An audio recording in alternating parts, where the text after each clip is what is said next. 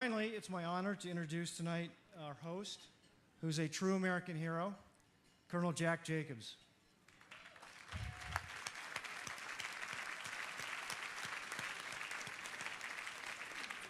Colonel Jacobs is one of only 86 living recipients of the Congressional Medal of Honor, which is our nation's highest decoration for valor in combat. I'd ask you all to read his citation, which is included in your programs, because it's absolutely an incredible story. And Jack's an incredible man. We're deeply honored to have him on our board of advisors, and thank you, sir, for agreeing to host tonight. Thanks for Colonel having me. Jacobs.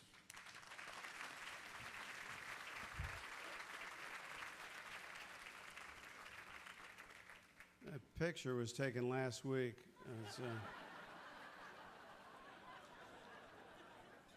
The market's been a little volatile lately.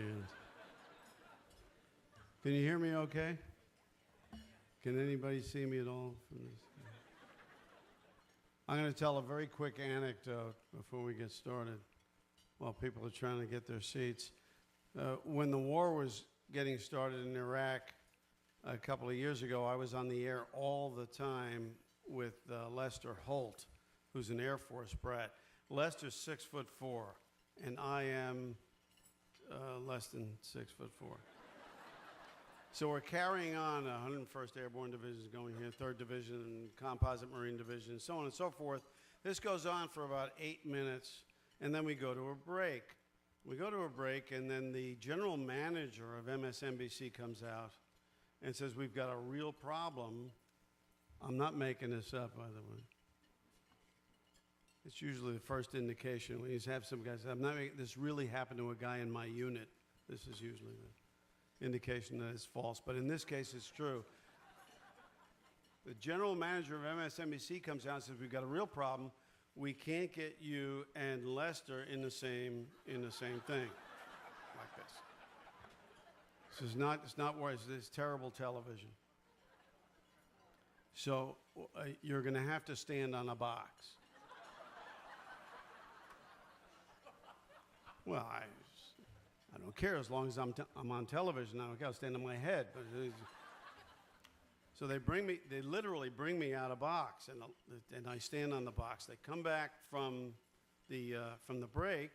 And then we're carrying on. Here comes the Composite Marine Division and crossing it on Nasiriyah. And this is happening, and that's happening, and so on and so forth.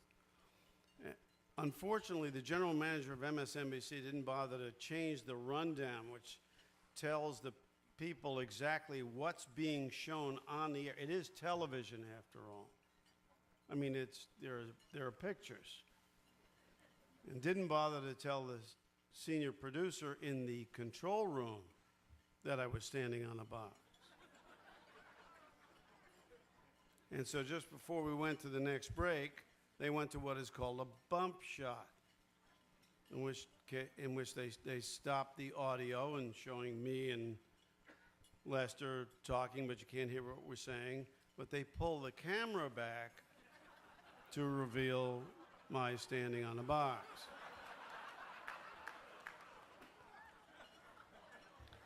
And my cell phone, which I dutifully keep handy nearby, starts ringing off the hook. I've got dozens of messages left by well-wishers with messages like, "Holy cow, you're standing on a box." And absolutely the worst, obviously left by an artilleryman, it says, "Do you know you're standing on a box?" Most unpleasant.